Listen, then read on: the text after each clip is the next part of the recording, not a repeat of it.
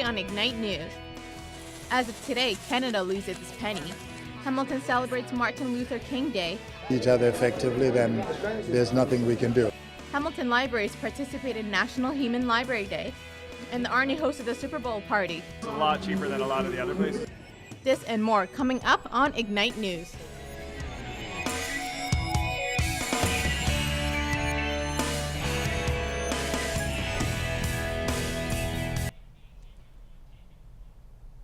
Good morning and welcome to your Ignite News. I'm Catherine Kempt.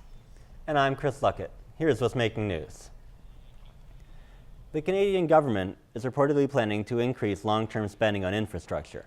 The Globe and Mail says the 2013 budget will likely include more partnerships between the public and private sectors in an effort to get the most out of limited funds. Both the provinces and municipalities are looking to Ottawa to incorporate a long-term infrastructure plan. PJ Mercanti and Rockhammer Incorporated unveiled their proposed plans for a casino in downtown Hamilton. The Hamilton Spectator reports Rockhammer's plans to include a hotel, restaurants, a comedy club, a rock and roll museum, and a rooftop nightclub. The casino itself would also be rock and roll themed, with partnership from Hard Rock Cafe. Rockhammer's plan would create 1,200 living wage jobs in the city, as well as retail opportunities. City councillors have until the end of the month to make a decision on the proposal. On February 4th, the federal government... It costs 1.6 cents to even produce a penny. The decision by the federal government to cut production of the 1-cent coin is expected to save taxpayers approximately $11 million per year. However, William Scarth, professor of economics at McMaster University, warns that before the savings can begin, the country needs to recover what's already been lost. The upfront costs are in the tens of millions of dollars just to collect them up and do away with them. It'll take a good 6 years for us to kind of break even on this. Retailers are adjusting to this transition by rounding to the nearest fifth of a cent. This will only apply to cash purchases. Debit and credit transactions will still be calculated to the penny. Senior accounting clerk coordinator at Mohawk College, Joanne Roberts, says cashiers around the campus have been properly trained for this transition. Yes, we do, and we've had sessions for all the cashiers. There's a rounding up and rounding down, and it's based on the government website. If you are one of many Canadians who've been stockpiling your pennies, don't worry. They can still be used at local banks, redeemed at your local retailer, or donated to charities. It still will be legal tender, but it's inefficient to lug around something that costs more than its face value to produce. So it's a good thing that we're finally acknowledging that and getting rid of it. Reporting for Ignite News, I'm Rachel Williams. The penny is on the way out, but it looks as though most Canadians haven't been saving enough of them. A report says Canadians have record levels of consumer debt. TransUnion says the average debt load for Canadians last year was nearly $28,000, which is a new record. That's up 6% from the previous year. Government officials have been warning consumers they could be vulnerable if interest rates go up. Last week marked the start of Black History Month. Megan Ficciolo has a local angle.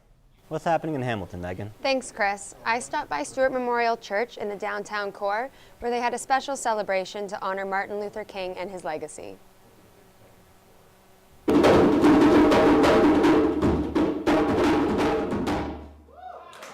People of all different races celebrated Martin Luther King through music, poetry, and stories in Hamilton's Stewart Memorial Church on Sunday. Spoken word poet Michael St. George explains the significance of communicating an important message artistically. Well, I think art is probably one of the greatest gifts we have got as human beings, which include music. It's a tool to communicate. And I think if we're not able to communicate with each other effectively, then there's nothing we can do. A variety of different cultures congregated to celebrate through different musical acts, including African drumming, Aboriginal storytellers, and an oud from Sudan. Hamiltonian Mary McNutt enjoyed seeing everyone come together for one common purpose. We want to enjoy our lives on this earth, and we want to enjoy other people. And when we enjoy other people, we realize we all basically almost want the same thing. It's just colored differently. Our creed may be written differently. Our songs may have a different rhythm. But when we all come together, we realize how rich we are to have each other around. So to bring more together, you're not overly focusing on one event so much as realizing how much in common we have with our fellow man and how our lives could all be richer for it. Event organizer Evelyn Myrie tells us why it's important to continue Martin Luther King's legacy. Even though he has been gone for a while, definitely the message that we cannot remain silent, that we must move forward by raising our voice, taking actions to make the world a better place is something that's still relevant today. So it's important to remember those messages. The event is a kickoff to Black History Month. The Black History Committee will be hosting a similar celebration at Mohawk's McIntyre Theater on February 7th. Reporting for Ignite News, I'm Megan Fitrolo. Is there such a thing as everlasting love? Well, not according to psychology professor Barbara Fredrickson from the University of Northern Carolina. Fredrickson says there is no such thing as everlasting love, nor is love meant to endure or be exclusive. Instead, love is made up of small moments of connections between people that can happen often. I do. I have a great boyfriend, and I think that true love is out there. You just got to find the right person. Well, true love. What is true love? I suppose I believe that for the moment, yeah, you can experience something that you may consider to be true love. But, 15 years down the line, are you willing to take a bullet? Maybe. I like to think that love is different between every person that you encounter. So yes, but it's mostly about compatibility. You want to end up with somebody that you're perfectly compatible with. I do, because the opposite seems terrible. True love is something that would cause you to ditch your guy friends and start to settle down and hang out at home with your girl. And I think it's something that every man falls for when you feel it. If you've ever been to a Dairy Queen and had a peanut butter parfait, then you'll know that there is such thing as true love. The City of Hamilton has officially ended its relationship with Dialogue Partners, the Ottawa-based PR firm behind the Our Voice, Our Hamilton campaign. City Council voted Monday night to end the contract early and save $134,000 to fund the rest of the project. The controversy began when the PR firm began making mistakes with its online campaign. The company posted photos of Hamilton, Ohio, and asked Twitter users, "What is HSR?" City Manager Chris Murray is set to present a new plan to Council in the next few weeks. If you were in a public library in Hamilton recently, you may have had a more personal experience. Instead of books, readers could sign out a person to be told their unique life story. I went down to Central Library and took out a book of my own. Many books, including refugee artist Jose Loney, who shared his artwork as well as his experiences. Shortly after his father's execution in El Salvador, Loney came to Canada where he became an alcoholic for 20 years. But my alcoholism for 20 years took over my life and controlled it the way you want it. And my main goal right now is to kind of show other artists that it's possible to come out of it. Loney says that even though he has no formal art training, painting is his form of therapy. Yes, I was stuck, and maybe my hands were tied by alcoholism, but I'm out of it. Luckily, I'm out of it. It takes a lot of work, and it's a goal of inspiration. While Jose Loney's disability was self-inflicted, Sandy Mungford has been dealing with her disability her entire life. I was diagnosed at about age 10 with rheumatoid arthritis, and for most of us we think about it as pain or discomfort and some fatigue, but for me it's involved about 9 orthopedic surgeries. I've fractured almost all the major bones in my body. Despite all these setbacks, Mugford continues to stay positive in life. You have to get past that. You've got to put that aside, and then you've got to start building a life that you really want, as opposed to waiting for it to come being delivered by the FedEx guy. The Human Library event was created to break down barriers between people and promote acceptance. Reporting for Ignite News, I'm Catherine Kempt. If you're a Canadian who has clung to their BlackBerry, your upgrade is finally here. BlackBerry's Z10 smartphone arrives in Canada today with expected record sales. Bell Canada reports that pre-orders for the Z10 have topped any previous model. Sales are already off to a strong start in the UK, where Research in Motion has experienced a 15% share increase. Now let's take a look at what's coming up in weather, entertainment, and sports.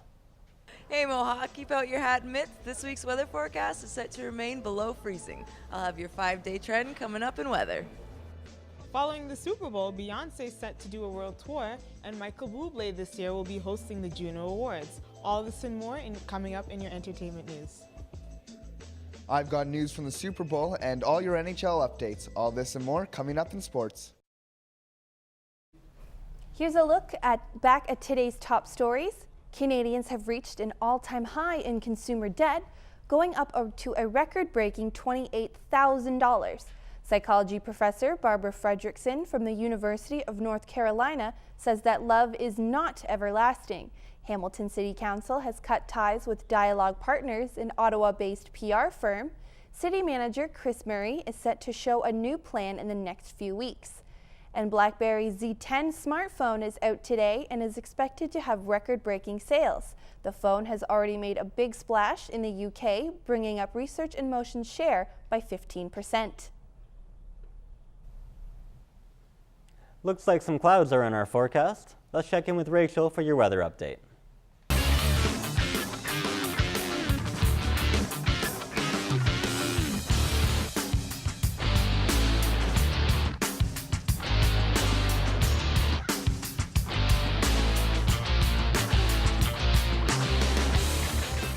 Thanks, Chris. Here in Hamilton, we're continuing to see colder temperatures at -4 degrees Celsius with variable cloudiness. Toronto will also see gray skies with the temperature holding at -3. In Niagara Falls, the clouds continue with the temperatures also at -3. London will see a few flurries this afternoon with a temperature of -4. Windsor will also experience a light snowfall with a temperature of -3. Looking at the next 24 hours in Hamilton, this evening we will experience some scattered flurries with a temperature of -5 degrees Celsius. Overnight, it will be variably cloudy with a temperature of -6 degrees Celsius. This temperature will hold into tomorrow morning with the sun finally making an appearance. Taking a look at the 5-day forecast, Wednesday we'll see a mix of sun and clouds with a high of -5 and a low of -8. Thursday, we will experience periods of snow with a high of -1 and a low of -9. Friday's forecast gets a little bit more favorable. There will be a mix of sun and clouds with a high of -3 and a low of -4. The mix of sun and clouds will continue throughout the weekend. On Saturday, the temperature will drop down to a high of -5 and a low of -13. Temperatures will improve by Sunday with a high of +1 and a low of -4. That's all for me with your weather. Let's throw it to Paula with your entertainment update.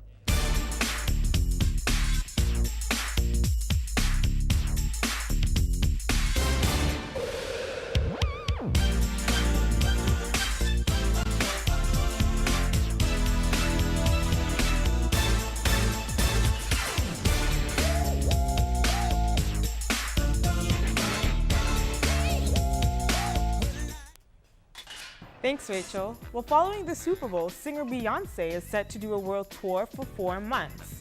The Mrs. Carter Show World Tour will kick off on April 15th in Belgrade, Serbia, which is the European leg of the tour. The North American leg of the tour will begin on May 29th in Los Angeles, and in Toronto, she will be coming on July 21st at the ACC. The tour will end on August 3rd in Brooklyn, and ticket prices have yet to be announced. Singer Michael Bublé is set to host this year's Juno Awards. This will take place on April 21st in Regina, Saskatchewan at the Brandt Centre.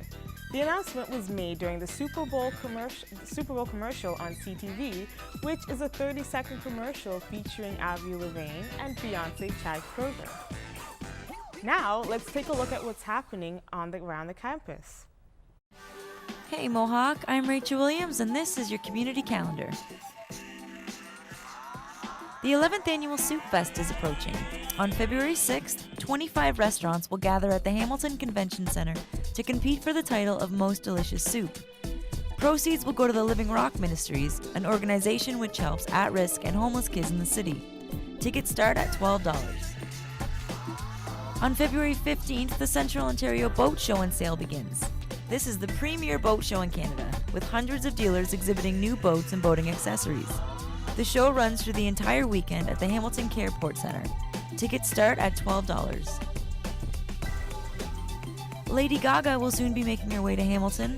The controversial pop artist is bringing her Born This Way tour to Copps Coliseum on February 17th. Tickets are still available starting at $65. That's all for me, Mohawk. Let's send it back to the studio. Sting, Rihanna, and Bruno Mars are all set to perform together at the Grammy Awards this Sunday. They will be singing Locked Out of Heaven. Other Grammy performers include Frank Ocean, Kelly Clarkson, Maroon 5, and the Black Keys. LL Cool J will host the awards show again this year. And that's a wrap for your entertainment. Let's head over to Adam for your sports update.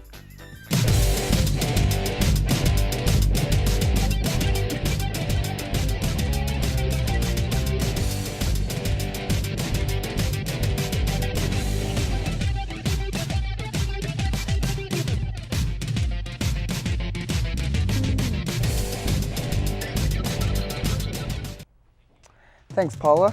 The Baltimore Ravens managed to defeat the San Francisco 49ers 34-31 during Sunday night's Super Bowl game. The Ravens led by as much as 22 points until an unexpected blackout in the third quarter. Ravens quarterback Joe Flacco received Super Bowl MVP and seemed set for a big raise next season. The win marked the second Super Bowl ring for star linebacker Ray Lewis and a perfect way for him to retire on a high note. The Toronto Maple Leafs once again fell flat as they lost to the Carolina Hurricanes 4-1 at the Air Canada Centre. The Stahl brothers had a goal each. Patrick Dwyer and Justin Falk also scored goals, contributing to the Hurricanes' win. Matt Fradden scored the only goal for the Maple Leafs. The loss puts the Leafs 4-5 for the season, keeping them near the bottom of their division. The Vancouver Canucks defeated the Edmonton Oilers 3-2 in overtime on Monday and earned a third win in a row. With only a little over 2 minutes left in regulation and the Oilers holding a 2-1 lead, the Canucks managed to tie the game with a long shot from Kevin Bieksa. Taylor Hall was awarded a penalty shot in overtime after being hooked down by Daniel Sedin, but was stopped by Canucks goalie Roberto Luongo.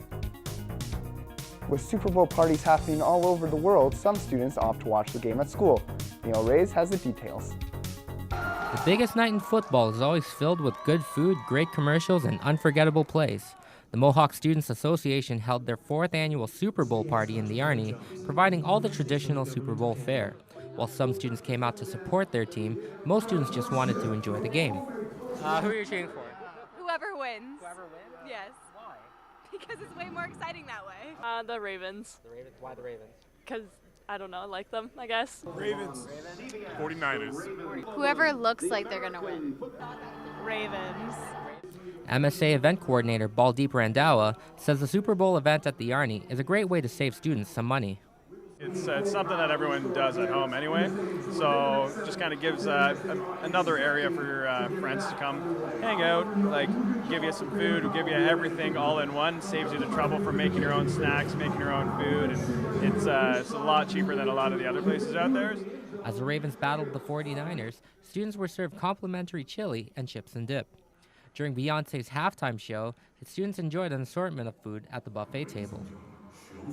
The MSA raffled off prizes for the students, including best seat in the house. But with a theater-sized screen, every seat was a good one. Student Evan Neal was invited to smaller Super Bowl parties, but opted to enjoy the game at school. Really, I just watch every game for the love of football. Like, it is better when your team is in it, obviously. You know, I had a great time. I just wish more people came out. Yeah, it would have been better if it was packed in here. Despite a one-sided first half and a lengthy power outage in the third quarter, many students hung around to watch the Baltimore Ravens win the game 34-31. For Ignite News, I'm Neil Reyes. That's all for sports. Let's pass it back to Catherine and Chris.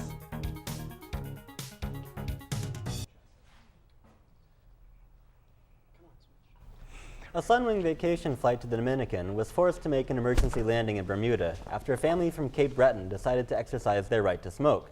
Except smoking on an airplane is illegal. David McNeil Sr., Donna McNeil, and their son, David McNeil Jr., were fined $500 each by the Bermudan government, and Sunwing Travel Group is considering suing them for the estimated $40,000 the flight diversion cost. And that's all for your news for Tuesday, February 5th. I'm Catherine Kempt. And I'm Chris Luckett. For more news coverage, check out our website at ignitenews.ca. Thanks for watching, Mohawk.